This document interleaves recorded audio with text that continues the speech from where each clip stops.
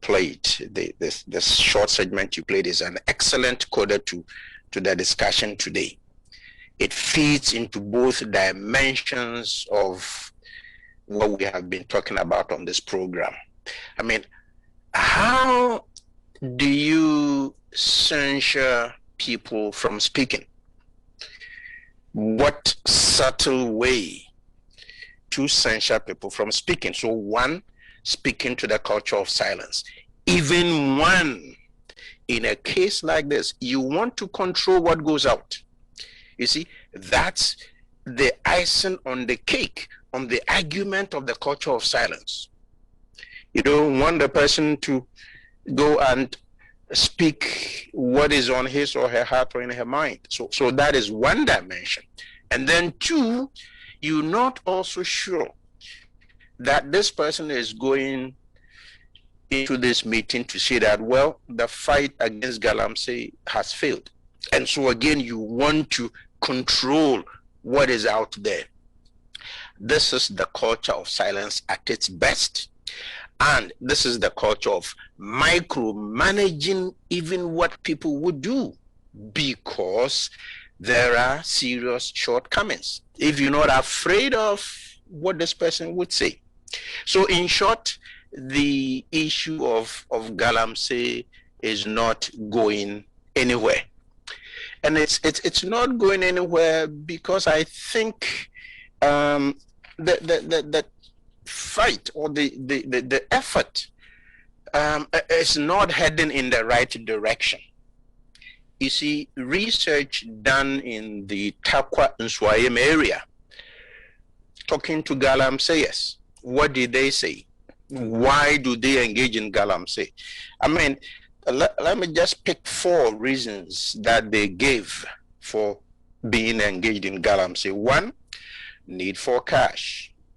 2, a lack of employment opportunities. 3, loss of previous jobs. 4, need to accumulate capital to start a business. This is only 4, right? This is only 4 of the reasons they give.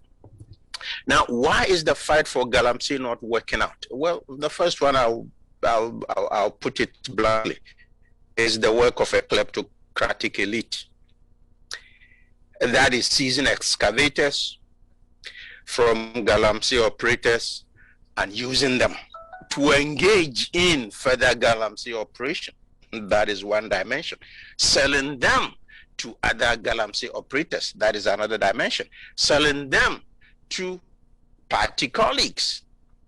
That is another dimension. So, anchored in this effort is the one big word, corruption.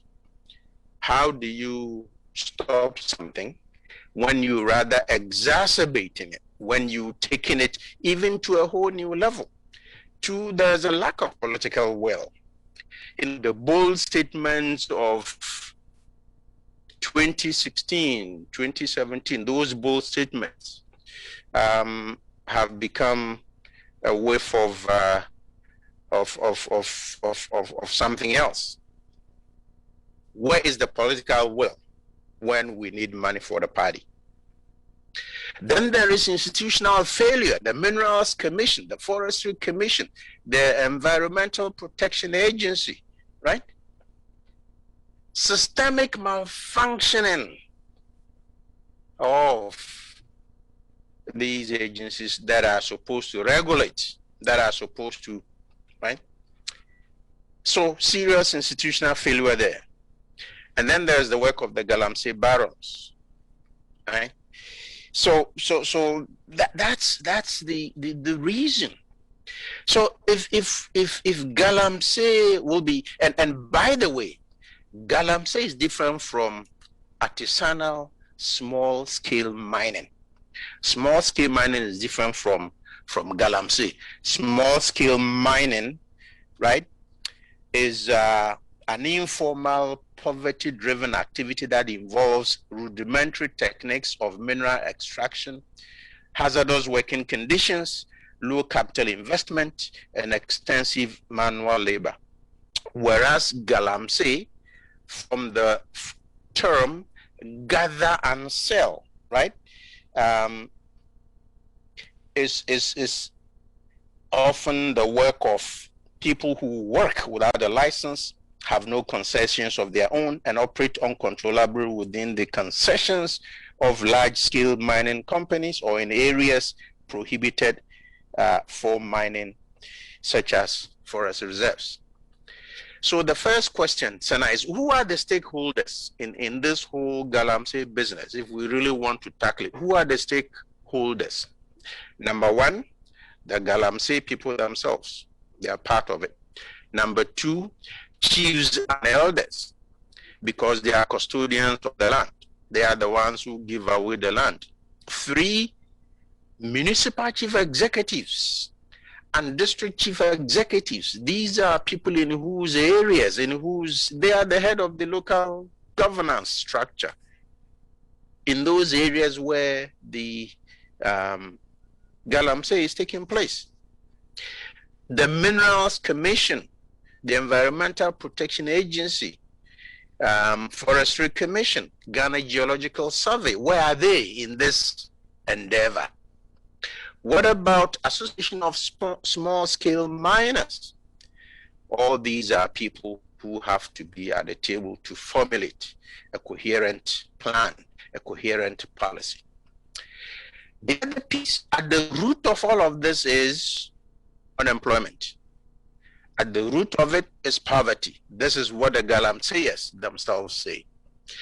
How are we solving, or how is the government solving the problem of poverty? How is the government solving the problem of unemployment in these rural areas, knowing very well that development in Africa is urban biased? Some of the videos coming out show, boys engage in Galamsey work because poverty at home. People who don't go to school, rather they go to do Galamsey to make ends meet. How do we solve that problem? Problem of employment, problem of poverty, university graduates who have no jobs, right? So then there is the need for a forensic audit and serious reforms at the commission and appointment of people to engage in all kinds of work related to mining and Galamsey. These people should not be political pundits. They shouldn't be compromised cronies. They shouldn't be friends and family members of regulated agencies. No, these people have to be experts and professionals who should be tasked with the job of ensuring. Then there's the issue of regulation. Are people taking monies and closing their eyes? Right? Then the small-scale miners themselves, they need to be organized. They need to be trained. They could be encouraged to become medium-scale miners instead of being small-scale miners as another dimension of it. Operation Vanguard is not going to stop this. The use of force is not going to stop it. Setting fire to machines is not going to stop it. Going to the root of the problem is very important. How is the government going to lead in environmental reclamation? Look at the water bodies. Look at the water bodies. Look at the forests that are being destroyed. How is the government going to engage in environmental reclamation? The laws and policies, what are the laws and policies regulating how these activities take place? And how there is the government mitigating, right, the conflicting interests of small-scale miners and large-scale miners? These are all some of the issues that need to be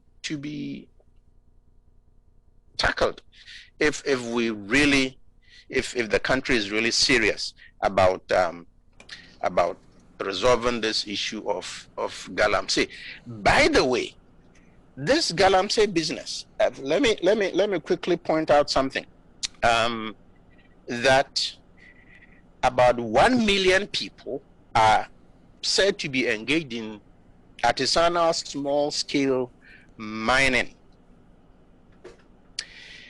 Now, In Ghana, about over 1 million people are said to be engaged in artisanal small-scale mining, with 85% of miners operating illegally. Yet, despite the lack of attention and support, about 35% of Ghana's total gold production comes from the artisanal small-scale mining sector, apart from the fact that it also accounts for 60% of the country's total mining labor force. This is all research. So this is serious business. And let us also not forget that it was the PNDC which regulated gold mining in 1989. Diamond had been regulated, in the early 60s, in the time of Dr. Kwame Nkrumah. But gold was not regulated until fairly recently, from 1989. Of course, the PNDC law has been amended several times.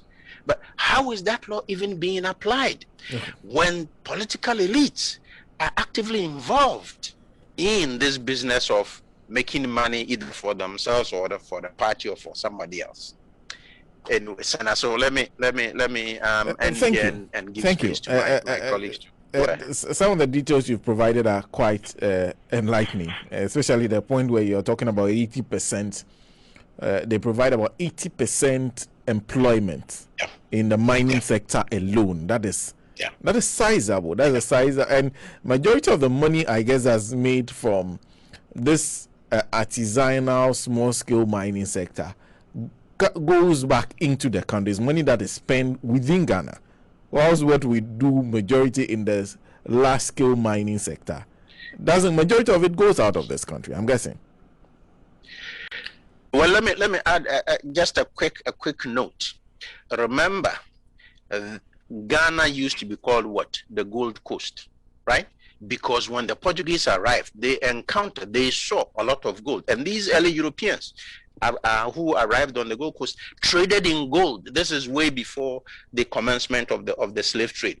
So small-scale mining has been an integral part of the political economy of Ghana before it became Ghana and after it became Ghana. So small-scale mining is not the issue. It has been there. It is the illegal dimension which has been compounded by, of course, bringing in more and more Chinese, and some people dispute the figure, 1 million Chinese, 800 Chinese. And of course, we have all seen the video of the Chinese ambassador attributing the Chinese participation to the greed and avarice of Ghanaians. And that is his explanation. By the way, we may even have to call in the immigration, the head of immigration, to come and explain this. All these people in Ghana, are they in Ghana legally? How did they get these licenses? What have you, if they have licenses for that matter? So we haven't even tackled the foreigners dimension and what we hear about people coming in from Burkina Faso, Nigeria, Cote d'Ivoire to provide the labor for some of these activities. So the immigration, the boss of immigration department has something to answer in that direction.